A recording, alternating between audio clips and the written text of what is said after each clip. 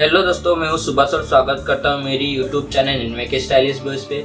दोस्तों, आज हम जानेंगे पावागढ़ पर विराजमान महाकाली के इतिहास के बारे में। पावागढ़ मंदिर गुजरात के सबसे बड़े पर्यटक और तीर्थ स्थलों में से एक है, जो हर साल बड़ी संख्या में लोगों को आकर्षित करते हैं। नवरात्रि के समय इस मंदिर में श्रद्धालुओं की भीड़ उमड़ती है और लोगों को यहाँ गहरी आस्था है। उनका मानना है कि यहाँ दर्शन के बाद उनकी हर मुराद माता पूरी करती है।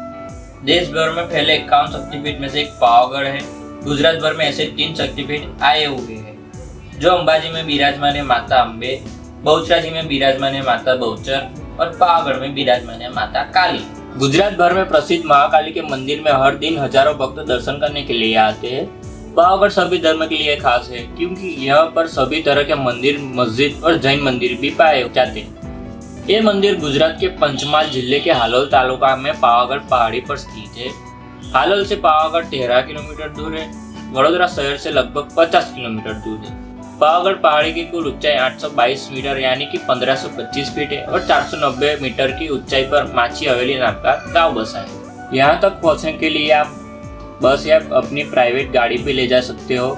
माची से ही पैदल यात्रा शुरू होती है। माची पर ही आपको छसिया तालाब देखने को मिल जाएगा। पावागढ़ पर कुल 3 तालाब है, छासिया तालाब, तेलिया तालाब और दूधिया तालाब। और ऊपर जाने के लिए आपको करीब 2000 सीढ़ियाँ चढ़नी पड़ती है, जिस फुटपाथ की लंबाई 5 से 7 किलोमीटर है। पैदल चलने पर 2 से 3 घंटे में महाकाली के मंदिर तक पहुंच सकते हो। आप अगर सीढ़ियाँ चढ़ने में असमर्थ है तो रोपवे से भी जा सकते हो। ये सुविधा माची से शुरू होती है, जो एक व्यक्ति के आने और जाने का खर्च 116 रुपये है। रोपवे से ऊपर जाने के लिए 8 मिनट के आसपास का टाइम लगता है। रोपवे आपको पावागढ़ पहाड़ी के ऊपरी हिस्से तक पहुंचाती है। रोपवे से उतरने के बाद आपको एक तालाब दिखेगा, जो दूधिया तालाब के नाम से जाना जाता है। दूधिया तालाब से एक कच्चा रास्ता निकलता है, जो आपको 7 कोठार की ओर ले जाता है। अगर आप 7 कोठार को देखना चाहते हो तो आप यहीं से जा सकते हो। रोपवे से उतरने के बाद आपको लगभग 250 से 300 सीढ़ियाँ चढ़नी होगी, तब जाकर आप मंदिर के मुख्य द्वार तक पहुंचेंगे। रास्ते में ही तेलिया तालाब देखने को मिल जाएगा, जहाँ पर चाहो तो स्नान कर सकते हो। मंदिर में पहुंचने के बाद आपको होता है महाकाली के अद्भुत दर्शन, जो क्रोधित रूप में है, मगर आपको महाकाली का ये रूप देख के शांति का अनुभव होता है। यहाँ आपको महाकाली के 4 अलग अलग रूप के दर्शन होते हैं, जहाँ मध्य में स्थित है महाकाली का क्रोधित रूप, बाईं ओर में महाकाली का मूल रूप और दाईं ओर में बहुचर माता विराजमान है, जहाँ बहुचर माता के पास लक्ष्मी माता भी विराजमान।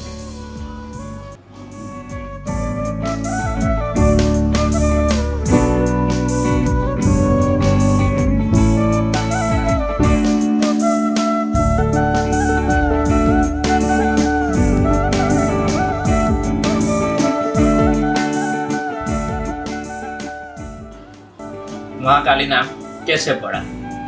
पुराणों के अनुसार रक्तबीज नाम के एक राक्षस को वरदान प्राप्त था कि अगर उसका लहू जमीन पर गिरेगा तो हजारों राक्षस पैदा हो जाएंगे। इसी वरदान के कारण देवताओं रक्तबीज से डरते थे। रक्तबीज ने देवलोक पर भी आक्रमण कर दिया और कई देवताओं का वध कर दिया।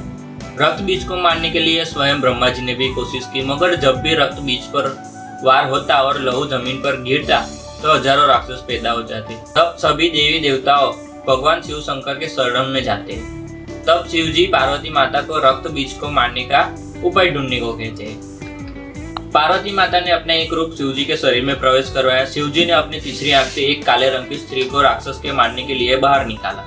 विशालकाय काले रंग की स्त्री को देखकर वह खड़े देवता भय से इधर उधर भागने लगे।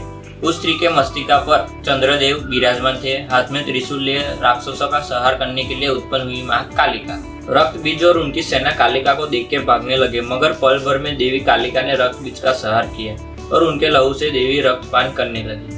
क्योंकि रक्त अगर नीचे गिरता तो सभी राक्षस फिर से जिंदा हो जाते। सभी राक्षस का वध करके भी कालिका का क्रोध शांत होने का नाम नहीं ले रहा था। तब शिव जी को कालिका को शांत करने के लिए आना पड़ा। जब कालिका लाशों के ऊपर पैर रखकर आगे बढ़ रही थी, तब शिव शंकर उनके रास्ते में आकर सो गए। जब कालिका का पैर भगवान शिव के छाती पर पड़े, तब कालिका की जीभ बाहर निकल गई और उनका गुस्सा शांत हो गया। तभी से कालिका को महाकाली नाम से लोग जानने लगे। पावागढ़ को शक्तिपीठ क्यों कहा जाता है? ये महाकाली मंदिर 51 शक्तिपीठों में से एक है। शक्तिपीठ उन पूजा स्थलों को कहा जाता है जहाँ सती पार्वती के अंग गिरे थे। पुराणों के अनुसार पिता दक्ष के यज्ञ में सबको बुलाया गया था, मगर कैलाशपति शिव शंकर को नहीं बुलाया गया था। इस बात का पार्वती माता को बहुत दुख हुआ और अपने पिता से जवाब मांगा। पिता दक्ष ने उत्तर दिया, मैं तुम्हारे पति शिव को देवता नहीं समझता, वो तो भूतों का स्वामी, नग्न रहने वाला और हड्डियों की माला पहनने वाला है, जो देवताओं के साथ बैठने के योग्य नहीं। यह सुनकर सती की आंख लाल हो गई और कहा कि मैं इन शब्दों को कैसे सुन सकती हूँ, जो मंगल के प्रतीक है और एक क्षण में मात्र पूरी सृष्टि को नष्ट करने की शक्ति रखती, वो मेरे स्वामी है।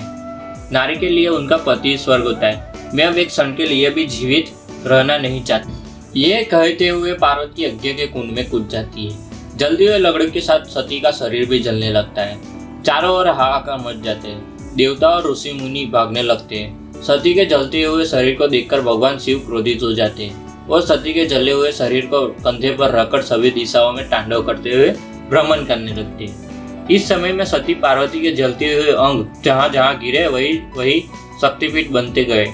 माना जाता है कि पावागढ़ में माँ पार्वती के दाहिने पैर की उंगली गिरी थी। जगत जननी माँ पार्वती के पैर की उंगली गिरने के कारण इस जगह को शक्तिपीठ कहा जाता है। पावागढ़ नाम कैसे पड़ा? पावागढ़ के नाम के पीछे भी एक कहानी प्रचलित है। कहते हैं कि एक जमाने में इस दुर्गम पर्वत पर चलना लगभग नामुमकिन था। चारों तरफ खाइया होने के कारण यहाँ की हवा बहुत तेज चलती थी, इसलिए इसका नाम पावागढ़ रखा गया। कहा जाता है कि गुरु विश्वामित्री ने यहाँ घोर तपस्या की थी। यह भी माना जाता है कि काली माँ की मूर्ति को भी विश्वामित्री ने स्थापित की थी। यह बहने वाली नदी का नामकरण भी उन्हीं के नाम पर विश्वामित्री रखा गया है। चापानेर के राजा पतई जयसी कैसे बर्बाद हुई? पावागढ़ के नीचे चापानेर किला आया हुआ है, जहाँ सालों पहले पतई राजा जयसी नाम के राजा ने यह शासन किया था। वो कालिका माता के बहुत बड़े भक्त थे और उनकी भक्ति से प्रसन्न होकर माँ काली माता अपने रूप बदल के नवरात्रि के 9 दिन में गरबा खेलने के लिए आया करती थी। राजा जयसिंह ने एक बार नवरात्रि में शराब का सेवन किया और अपने मन परिवर्तन से मोहित होकर माताजी के साड़ी का पालव पकड़ा और अपनी रानी बनने के लिए कहा। माताजी के बहुत समझाने के बाद भी राजा जयसिंह ने अपनी जीत नहीं छोड़ी, जिससे नाराज होकर माताजी ने अपना मूल रूप धारण किया और राजा को श्राप दिया कि अगले 6 महीने में तेरा राज्य नष्ट हो जाएगा। माताजी के कहे अनुसार 6 महीने के भीतर ही अहमदाबाद के मुस्लिम शासक मोहम्मद बेगड़ा ने चापानेर पर आक्रमण किया और विजय प्राप्त करके मुगल साम्राज्य की स्थापना की। पावागढ़ में क्या क्या घूमने के लिए है? यहाँ पर बहुत सारे मंदिर मस्जिद आए हुए, जहाँ मुख्य घूमने के लिए 7 कमान, 7 कोठार, 7 मंजिलें इमारतें, जामी मस्जिद, भद्रकाली मंदिर, कबूतर खाना और यहाँ बारिश के वक्त कई झरने भी दिखने को मिल जाते हैं, जिनमें खुनिया महाधोध और गुप्तेश्वर महादेव धोध शामिल है। इन सभी के वीडियो ऊपर आई बटन पे मिल जाएंगे और उस पर क्लिक करके सभी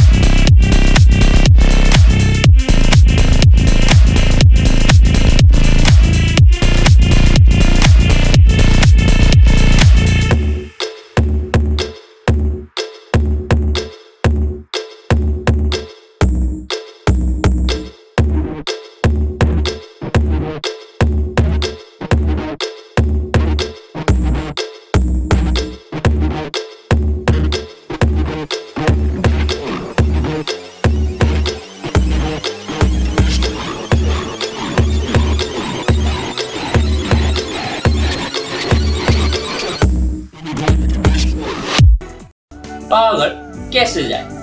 यहाँ से सबसे नजदीक बड़ौदा एयरपोर्ट है, जिसके यहाँ से दूरी लगभग 50 किलोमीटर और दूसरा एयरपोर्ट है अहमदाबाद जो 152 किलोमीटर की दूरी पर है। यहाँ का नजदीकी रेलवे स्टेशन बरोड़ा है जो कि दिल्ली और अहमदाबाद से सीधे रेल लाइन से जुड़ा हुआ है। बरोड़ा पहुंचने के बाद सड़क मार्ग से 2 से 3 घंटे में पावागढ़ पहुंच सकते हो। यहाँ पर सरकार द्वारा और प्राइवेट कंपनियां द्वारा भी कई लग्जरी बसें और टैक्सी सेवा भी हर शहर से पावागढ़ के लिए चलाई जाती है।